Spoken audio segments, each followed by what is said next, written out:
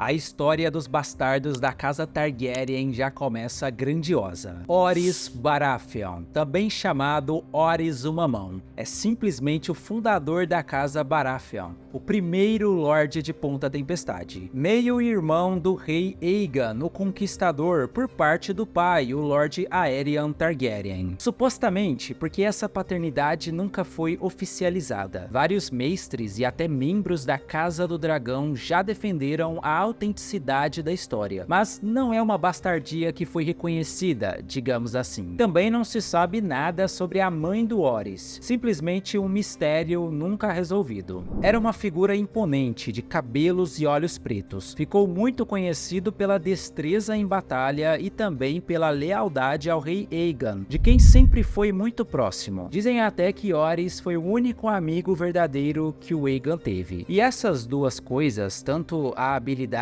em batalha quanto a lealdade, foram provadas nas batalhas pela conquista. Orys matou Argilac, o arrogante, tomou Ponta Tempestade para si em nome da casa Targaryen e acabou com o reinado dos Reis da Tempestade. Depois ainda teve ali aquela treta, o problema com a filha do rei Argilac, Argella Durandon. Mesmo após a morte do pai, ela se autoproclamou Rainha da Tempestade e continuou a reinar como se nada tivesse acontecido, mas sua própria casa se voltou contra ela, que foi entregue nua e acorrentada para o Orys. Mas o Orys não fez nada de mal com ela, pelo contrário, casou-se com Argella. O sangue dos Reis da Tempestade continuou vivo através dela, mas as terras da Tempestade tinham agora um novo senhor. Ele foi nomeado Mão do Rei e esteve ao lado de Aegon na Primeira Guerra Dornesa, onde Orys foi feito prisioneiro e teve a mão decepada. Daí que veio aquela frase clássica dele: a mão do rei deve ter uma mão. Não quero que os homens falem do toco do rei. Com essas palavras, ele renunciou e se fechou em Ponta Tempestade, tramando uma vingança contra os Dorneses. Antes de morrer, o Lord Orys decepou as duas mãos, os dois pés do Walter Will, que era filho do Dornês que cortou a mão dele, o Will de Will. Dizem que ele morreu satisfeito, olhando para os membros decepados, tendo conquistado a sua vingança. Sobre esse cara, a primeira coisa que eu tenho que dizer é que nome foda. Trystane Trufaia.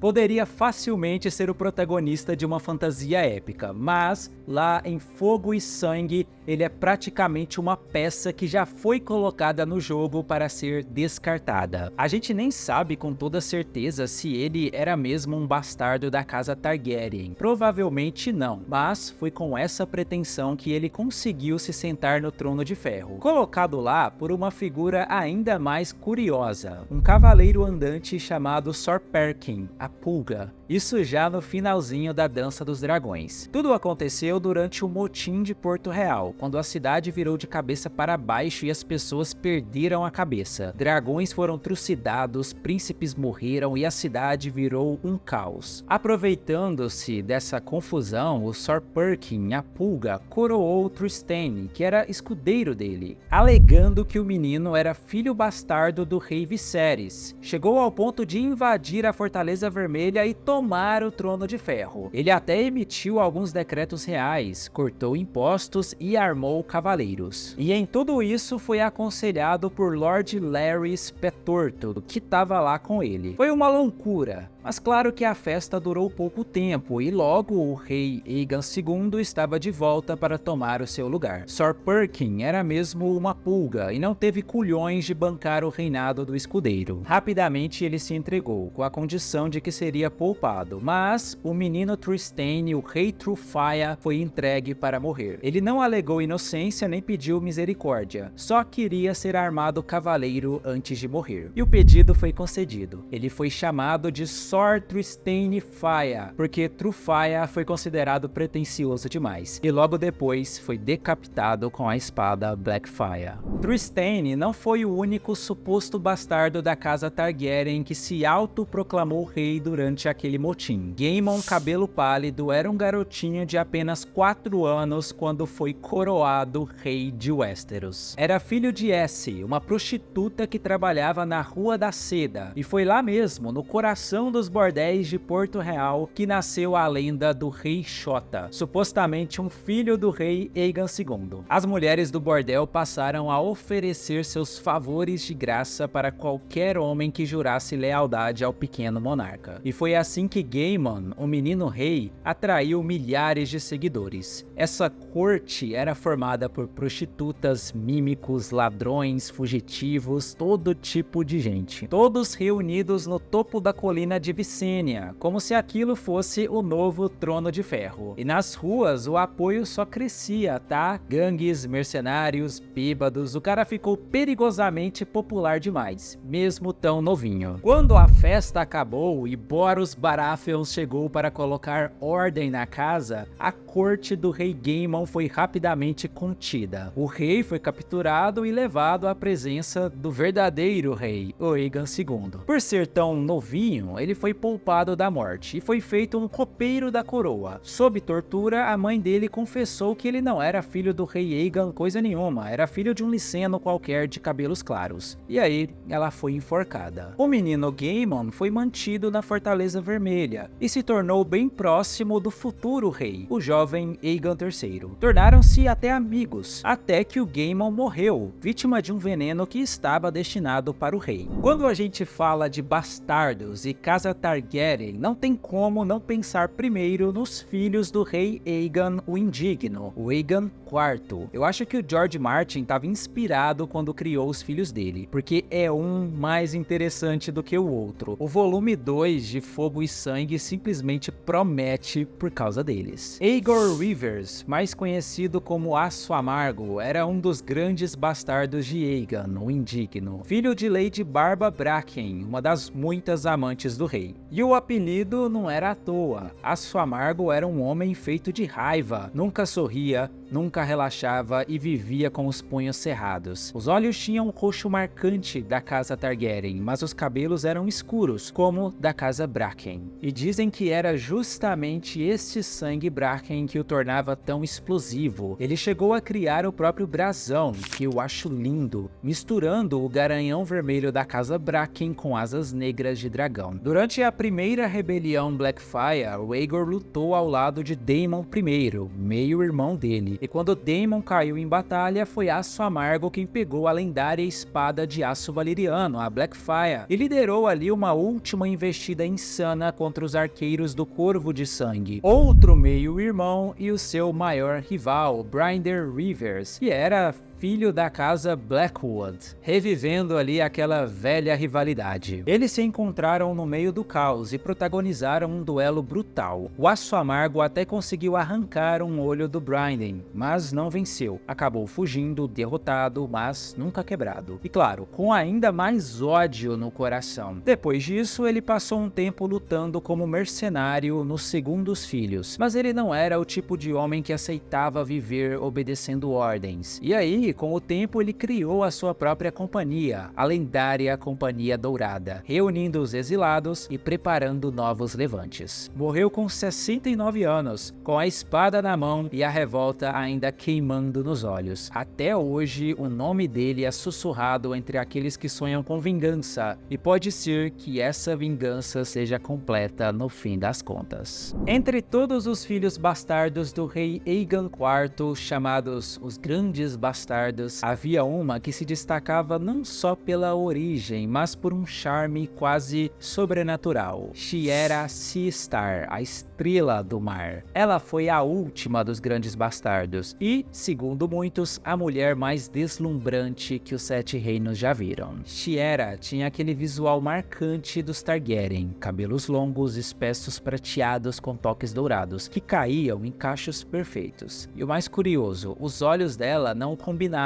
Um era azul escuro, o outro verde brilhante. Mas, longe de ser um defeito, isso só a deixava ainda mais hipnotizante. Mas ela não era só beleza. Desde pequena, Shiera era fascinada por livros, lia compulsivamente, falava várias línguas e mantinha uma biblioteca particular, cheia de mistérios. dizem alguns. Muitos acreditavam que ela herdou da mãe, a Lady Serenade Lys, um gosto pelas artes sombrias, feitiçaria, alquimia, talvez até magia de sangue. Shiera nunca se casou, mas teve muitos amantes e causava furor por onde passava. Houve até duelos entre cavaleiros só pelo privilégio de ter a sua atenção. Dois desses pretendentes, aliás, tornam a história ainda mais interessante. Brinder Rivers, o famoso Corvo de Sangue, era meio-irmão dela e o mais obcecado. Propôs casamento, inclusive, várias vezes, mas ela recusou todas. Mas compartilhou a cama com ele mesmo assim, até se divertindo com o ciúme doentio que ele sentia. Ela também era desejada pelo Aço Amargo, o que só alimentou o ódio mortal entre esses dois irmãos. E tem mais. Rumores antigos diziam que Shiera usava feitiçaria para ajudar o Corvo de Sangue quando ele virou mão do rei e mestre dos sussurros. Tinha gente até que acreditava que ela se banhava em sangue para manter a sua beleza. É impossível saber o que é verdade e o que é lenda. Falando nele, o Corvo de Sangue é facilmente top 3 melhores personagens de todo o universo criado pelo George Martin. Até pela forma como ele foi apresentado, como aquela figura igualmente misteriosa e fascinante, o Corvo de Três Olhos. Quando o quinto livro saiu, a gente ainda sabia pouca coisa sobre essa figura, o Brinden Rivers, antes dele ir para a muralha. Mas de lá para cá, muita coisa foi revelada. Ele até aparece numa das histórias do Sir Duncan, na terceira, o Cavaleiro Misterioso. E a descrição dele nesse livro bate 100% com a descrição do Corvo de Três Olhos na Dança dos Dragões. Um homem albino, com um olho só, cabelos brancos e uma mancha vermelha que ia do pescoço até o rosto. Essa mancha tinha a forma de um pássaro e daí veio o apelido, o Corvo de Sangue. Era filho bastardo do rei Aegon, o Indigno, com a Melissa Blackwood. Então essa ligação dele com os deuses antigos e os represeiros vem da família da mãe. Do mesmo jeito que os outros grandes bastardos, o Brinden foi legitimado pelo pai e tinha inclusive um brasão pessoal, um dragão branco com olhos vermelhos. Chegou muito perto de ser uma carta de Yu-Gi-Oh! De verdade. Ele era leal à casa Targaryen e inclusive serviu como mão do rei 2 vezes. Primeiro do rei Aerys I e depois do rei Maker I, ambos sobrinhos dele. Até que, já nos dias do rei Aegon V, ele foi preso e enviado para a muralha, junto com os Dentes de Corvo, que era tipo a guarda pessoal dele, todos arqueiros. O próprio Brinden era um arqueiro excepcional e ainda tinha uma espada de aço valeriano, a Irmã Sombria. Isso sem falar dos poderes místicos, porque, como se dizia por aí, o Lorde Corvo de Sangue tinha 1000 olhos e mais um, o olho que ele tinha e os outros que ele conquistou com os poderes de Vidente Verde, sem falar dos vários espiões que ele tinha. Por isso mesmo foi o mestre dos sussurros mais poderoso da história de Westeros. Na muralha, ele se tornou o Lorde Comandante e posteriormente desapareceu na Floresta Sombria. Isso é o que a gente sabe de concreto sobre ele, até a chegada do Bran naquela caverna. E eu sei, você pode dizer que ainda não temos uma confirmação oficial de que o Corvo de Sangue e o Corvo de Três Olhos sejam mesmo a mesma pessoa, mas todas as evidências apontam para isso e eu acho simplesmente incrível.